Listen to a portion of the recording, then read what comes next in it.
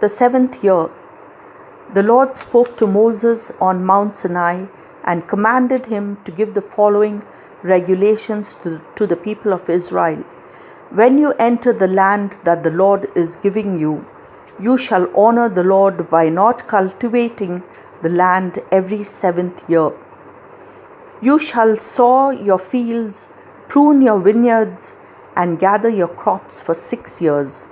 But the 7th year is to be a year of complete rest for the land, a year dedicated to the Lord. Do not sow your fields or prune your vineyards. Do not even harvest the corn that grows by itself without being sown. And do not gather the grapes from your unpruned vines. It is a year of complete rest for the land. Although the land has not been cultivated during that year, it will provide food for you, your slaves, your hired men, the foreigners living with you, your domestic animals, and the wild animals in your fields. Everything that it produces may be eaten. The year of restoration. Count 7 times 7 years, a total of 49 years. Then on the 10th day of the 7th month, the day of atonement, send a man to blow a trumpet throughout the whole land. In this way you shall set the 50th year apart and proclaim freedom to all the inhabitants of the land. During this year, all property that has been sold shall be restored to the original owner or his descendants, and anyone who has been sold as a slave shall return to his family.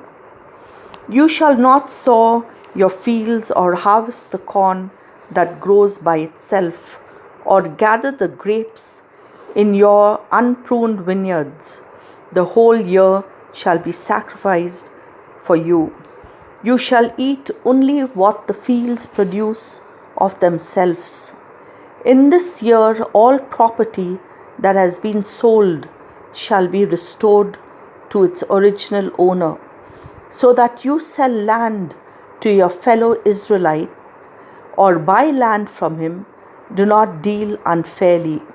The price is to be fixed according to the number of years the land can produce crops before the next year of restoration.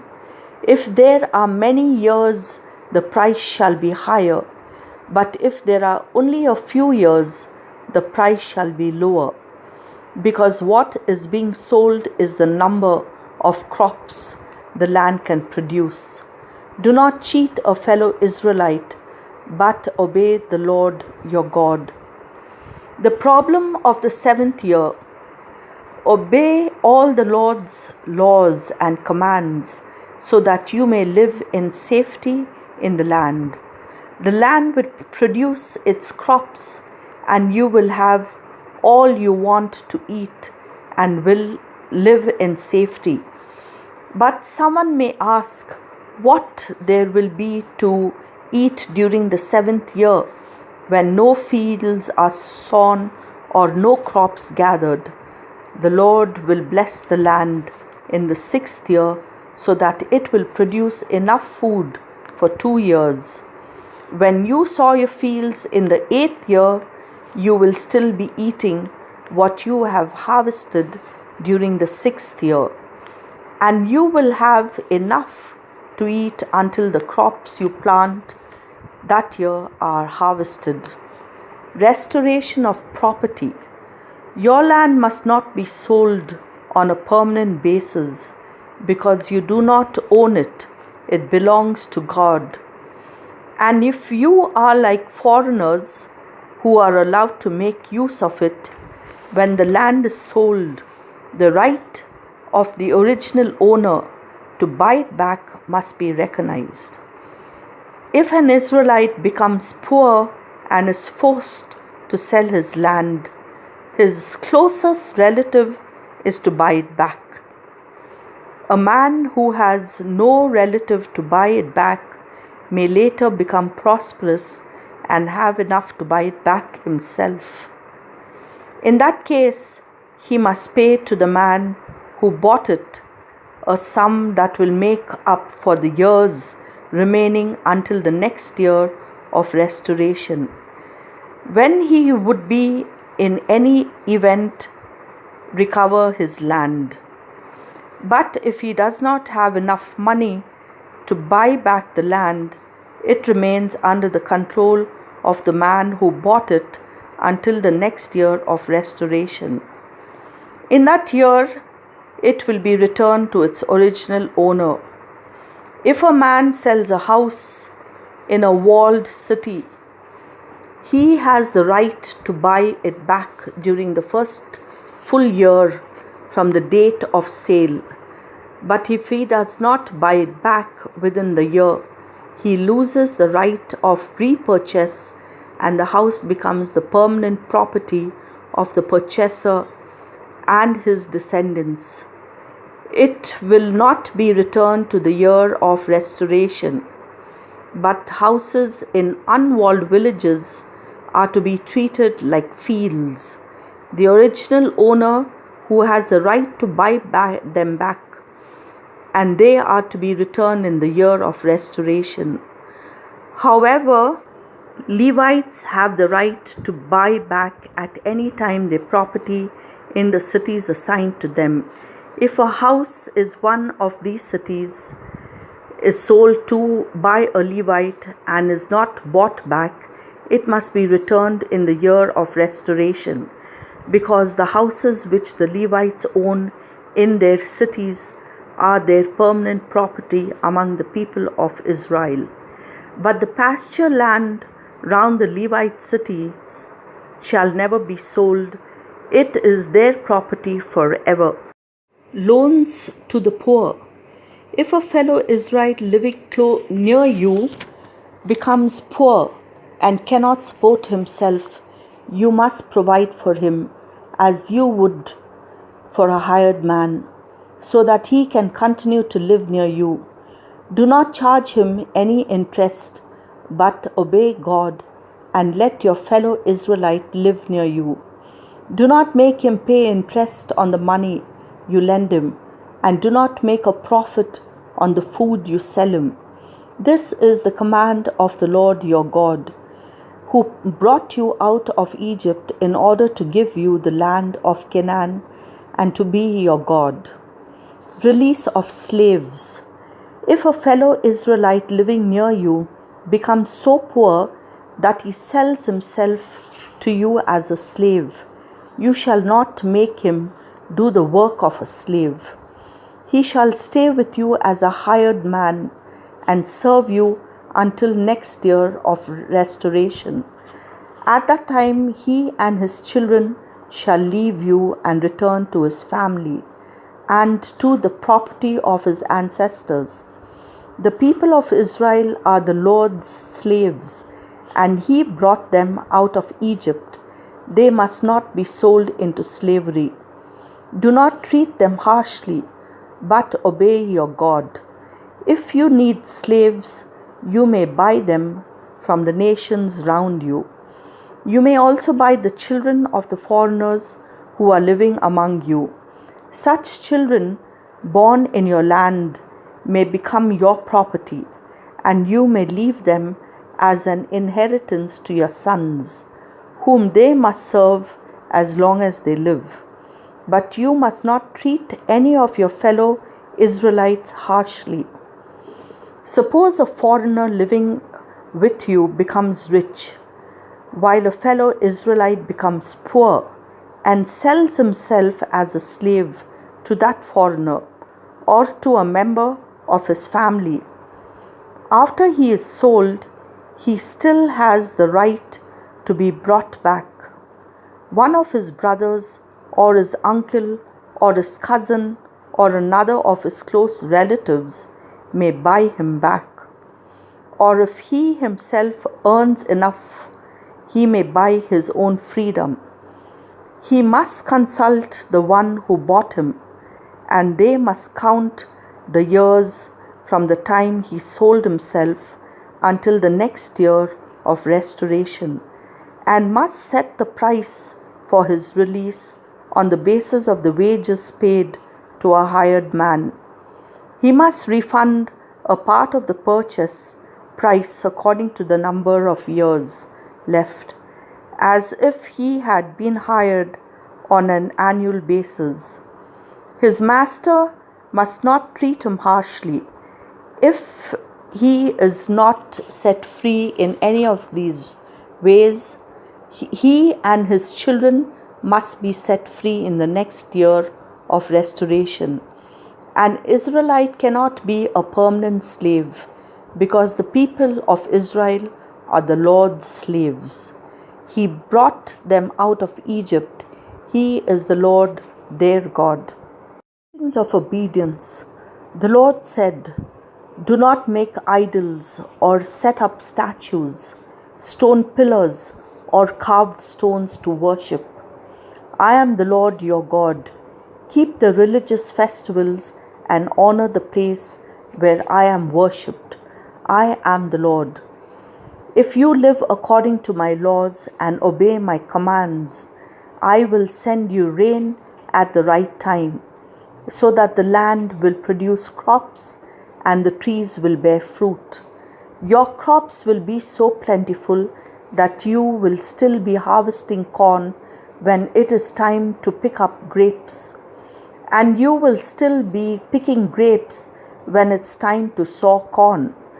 You will have all that you want to eat, and you will live in safety in your land. I will give you peace in your land, and you will sleep without being afraid of anyone. I will get rid of the dangerous animals in the land, and there will be no more war there. You will be victorious over your enemies. 5 of you will be able to defeat 100, and 100 will be able to defeat 10,000. I will bless you and give you many children. I will keep my part of the covenant that I made with you. Your harvests will be so plentiful that they will last for a year, and even then you will have to throw away what is left of the old harvest to make room for the new. I will live among you in my sacred tent, and I will never turn away from you. I will be with you. I will be your God, and you will be my people. I, the Lord your God, brought you out of Egypt, so that you would no longer be slaves. I broke the power that held you down, and I let you walk with your head held high. Punishment for disobedience. The Lord said, "If you will not obey my commands, you will be punished. If you refuse to offer my laws and commands and break the covenant I have made with you, I will punish you. I will bring disaster on you, incurable diseases and fevers that will make you blind and cause your life to waste away. You will sow your seed, but it will do you no good, because your enemies will conquer you and eat what you have grown. I will turn against you so that you will be defeated, and those who hate you will rule over you. You will be so terrified that you will run when no one is chasing you. If even after all this you still do not obey me, I will increase your punishment 7 times. I will break your stubborn pride. There will be no rain on your land, and your land will be dry and as hard as iron. All your hard work will do you no good, because your land will not produce crops, and the trees will not bear fruit. If you still continue to resist me and refuse to obey me, I will again increase your punishment 7 times. I will send dangerous animals among you, and they will kill your children, destroy your livestock, and leave so few of you that your roads will be deserted. If after all this punishment you still do not listen to me, but continue to defy me, then I will turn on you and punish you 7 times harder than before. I will bring war on you to punish you for breaking our covenant. And if you gather in your cities for safety, I will send incurable diseases among you, and you will be forced to surrender to your enemies. I will cut off your food supply so that 10 women will need only one oven to bake all the bread they have. They will ration it out, and when you have eaten it all, you will still be hungry. If after all this you still continue to defy me and refuse to obey me, then in my anger I will turn on you and again make your punishment 7 times worse than before. Your hunger will be so great that you will eat your own children. I will destroy your places of worship on the hills, tear down your incense altars, and throw your dead bodies on your fallen idols. In utter disgust, I will turn your cities into ruins, destroy your places of worship, and refuse to accept your sacrifices. I will destroy your land so completely that the enemies who occupy it will be shocked at the destruction. I will bring war on you and scatter you in foreign lands. Your land will be deserted and your cities left in ruins. Then the land will enjoy the years of complete rest that you would not give it. It will lie abandoned and get its rest while you are in exile in the land of your enemies. I will make those of you who are in exile so terrified that the sound of a leaf blowing in the wind will make you run. You will run as if you were being there is no enemy near you. You will stumble over one another when no one is chasing you, and you will be unable to fight against any enemy. You will die in exile, swallowed up by the land of your enemies. The few of you who survive in the land of your enemies will waste away because of your own sin and the sin of your ancestors. But your descendants will confess their sins and the sins of their ancestors who resisted me and rebelled against me and made me turn against them and send them into exile in the land of their enemies. At last, when your descendants are humbled and they have paid the penalty for their sin and rebellion, I will remember my covenant with Jacob and with Isaac and with Abraham, and I will renew my promise to give my people the land.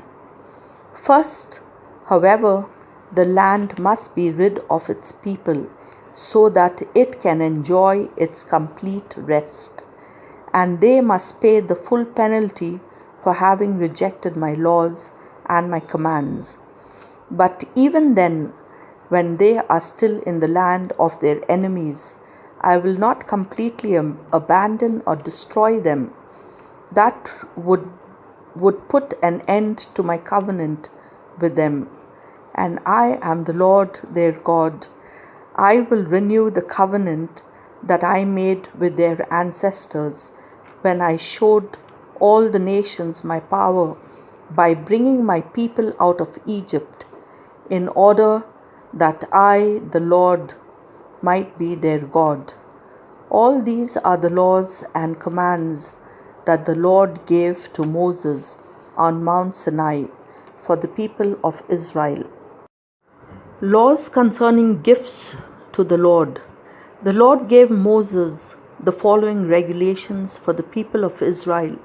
When a person has been given to the Lord in fulfillment of a special vow, that person may be set free by the payment of the following sums of money. According to the official standard, adult male 20 to 60 years old, 50 pieces of silver. Adult female, 30 pieces of silver. Young male, 5 to 20 years old, 20 pieces of silver. Young female, 10 pieces of silver. Infant male, under 5, 5 pieces of silver. Infant female, 3 pieces of silver. Male, above 60 years of age, 15 pieces of silver. Female, above 60, 10 pieces of silver. If the man who made the vow is too poor to pay the standard price, he shall bring the person to the priest, and the priest will set a lower price, according to the ability of a man to pay. If the vow concerns an animal that is acceptable as an offering to the Lord, then every gift made to the Lord is sacred, and the man who made the vow may not substitute another animal for it. If he does, both animals belong to the Lord. But if the vow concerns a ritually unclean animal, which is not acceptable as an offering to the Lord, the man shall take the animal to the priest. The priest shall fix a price for it according to its good or bad qualities, and the price will be final. If the man wishes to buy it back, he must pay the price plus an additional 20%. When someone dedicates his house to the Lord, the priest shall fix the price according to its good or bad points, and the price will be final. If the one who dedicated the house wishes to buy it back, he must pay the price plus an additional 20%. If a man dedicates part of his land to the Lord, the price shall be fixed according to the amount of seed it takes to sow it, at the rate of 10 pieces of silver for every 20 kilograms of barley. If he dedicates the land immediately after a year of restoration, the full price applies. If he dedicates it later, the priest shall estimate the cash value according to the number of years left until the next year of restoration, and fix a reduced price. If the man who dedicated the field wishes to buy it back, he must pay the price plus an additional 20%.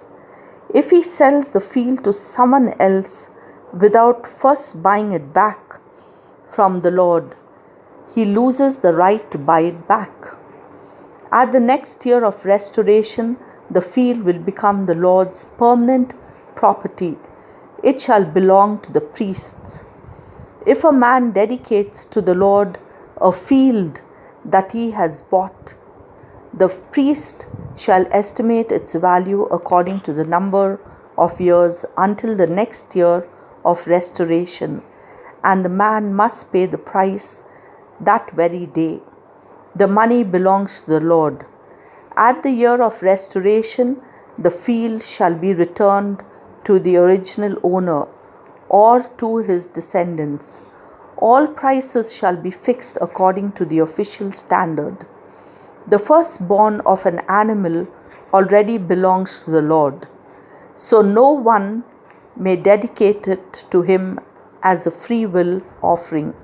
A calf, a lamb, or even a kid belongs to the Lord, but the firstborn of an unclean animal may be bought back at the standard price plus an additional 20%. If it is not bought back, it may be sold to someone else at the standard price. No one may sell or buy back what he has unconditionally dedicated to the Lord. Whether it is a human being, an animal, or land, it belongs permanently to the Lord. Not even a human being who has been unconditionally dedicated may be bought back. He must be put to death. On 1/10 of all the produce of the land, whether grain or fruit, belongs to the Lord. If a man wishes to buy any of it back, he must pay the standard price plus an additional 20%. 1 out of every 10 domestic animals belongs to the Lord. When the animals are counted, every 10th one belongs to the Lord. The owner may not arrange the animals so that the poor animals are chosen, and he may not make any substitutions. If he does substitute one animal for another, then both animals will belong to the Lord and may not be bought back. These are the commands that the Lord gave Moses on Mount Sinai for the people of Israel.